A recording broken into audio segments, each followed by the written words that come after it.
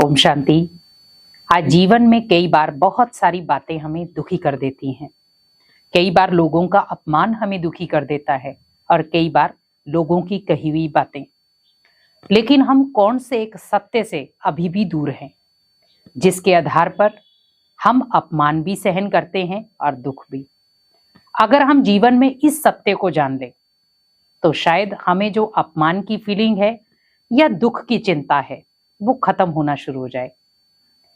क्योंकि आज व्यक्ति इतना डिप्रेस हो गया है कि बार बार लोग मेरा अपमान कर देते हैं, कई बार अपने ही लोग अपमान कर देते हैं, तो मैं क्या करूं। लेकिन मैं उनके सामने कुछ बोल नहीं सकता, लेकिन बस उनकी बातों को सहन जरूर कर सकता हूं। कई बार सहन का बांध भी टूट जाता है। कब तक सहन करूं, कब तक इनकी बातों को नजरअंदाज करूं। तो अगर आप अपने जीवन में इस सत्य को एक सही जगह दे दें या इस सत्य को पहचान लें तो शायद जो आपके बार बार अब फीलिंग आ रही है अपमान की या बार बार दुखी हो रहे हैं, वो दुख से आप छूट जाएंगे। और वो सत्य है कर्मों का हिसाब किताब।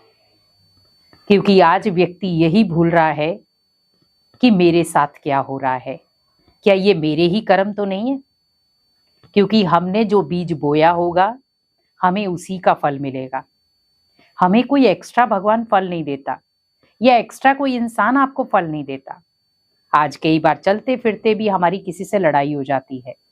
हम कहते इस व्यक्ति को तो मैं जानता तक नहीं था, लेकिन लड़ाई इतनी बढ़ गई कि हमें सजा भी हो गई। कई बार हम अपमान सहन नहीं कर पाते तो भी लड़ाई बहुत बड़ी हो जाती है। तो वहां पर आप ध्यान रखें कि मेरे उस आत्मा के साथ कर्मों के हिसाब किताब थे। अगर मैं उस समय लड़ाई ना करता तो मेरे हिसाब किताब खत्म हो जाते। क्योंकि वो हिसाब किताब लेने ही तो आई थी आत्मा कि या तो आप हिसाब किताब बढ़ा लो या तो हिसाब किताब खत्म कर लो। लेकिन हमने क्या किया, हमने कर्मों के हिसाब किताब को बढ़ा दिया। वहां पर अगर आप शांति का गुण धारण कर लेते तो वो कर्मों का हिसाब किताब वहीं क्लोज हो जाता। आज व्यक्ति इन चीजों में परेशान हो रहा है, मैं बार बार मेरे जीवन में क्यों दुख आ रहे हैं। मैं एक जीवन के दुख को मिटाने की कोशिश करता हूं, दूसरा तैयार हो जाता है। मैं एक को सेटिस्फाई करता हूं तो दूसरा तैयार हो जाता है। मैं एक का अपमान सहन करता हूं तो दूसरा भी अपमान करना शुरू हो जाता है। आज भले वो छोटा है या बड़ा है, आप अपमान इसीलिए सहन कर रहे हैं क्योंकि आपने भी उस आत्मा का अपमान कहीं ना कहीं किया है। उस आत्मा के साथ भी आपने वही कर्म किया है जो वो आत्मा आज आपके साथ कर रही है। भले वो आपके रिश्तेदार हैं या भले वो आपके दूर के रिश्तेदार हैं या कोई नॉर्मल हैं। क्योंकि क्रिया की ही प्रतिक्रिया होती है, बिना क्रिया के कोई प्रतिक्रिया नहीं होती। आज अगर आप एक खाली रूम में आवाज गूंजाते हैं तो क्या होता है, वो दीवारों से टकरा करके वापिस आती है। आप अगर किसी गेंद को ऊपर फेंकते हैं तो वापिस वो नीचे ही आएगी।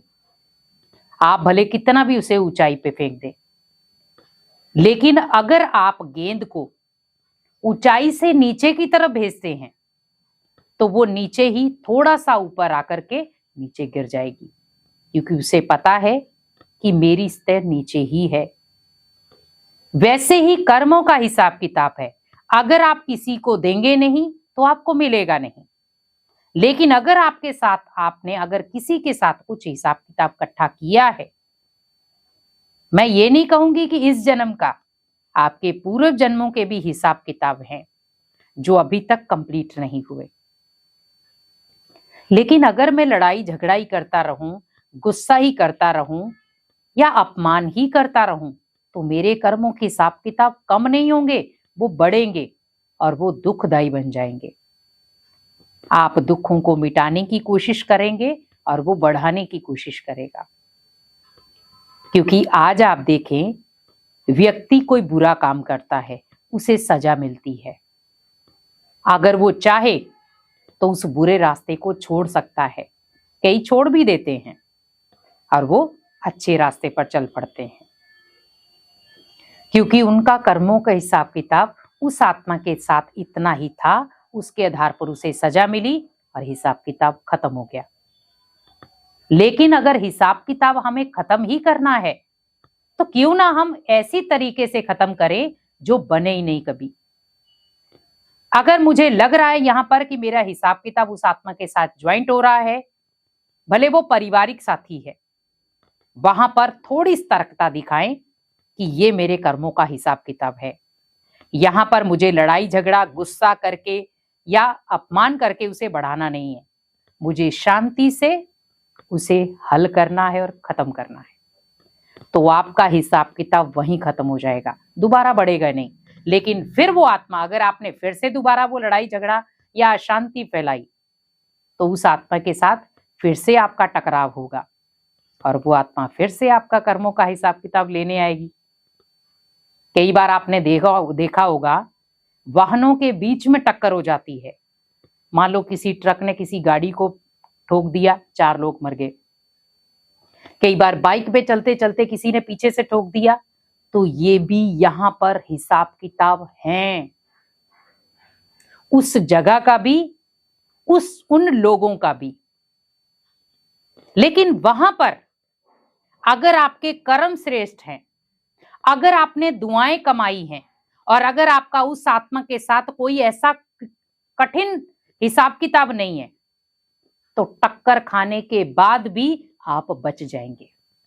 आपने बहुत सारे केस ऐसे देखे होंगे कि इतनी भयंकर टक्कर हुई, लेकिन बीच में जो मेंबर बैठे थे वो बिल्कुल सेफ थे। और कई बार छोटी सी टक्कर लगने से भी क्या होता है, अंदर बैठे हुए सारे खत्म।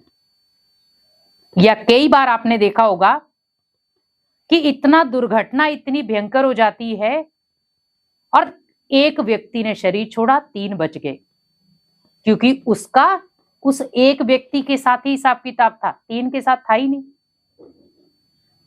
तो यहां पर मुझे थोड़ा सा अपनी आंखें खोलनी है कि हिसाब किताब बहुत कड़े आ सकते हैं अगर हम अपने कर्मों को सुधारेंगे नहीं, क्योंकि आज हमें जरूरत है अपने कर्मों को सुधारने की।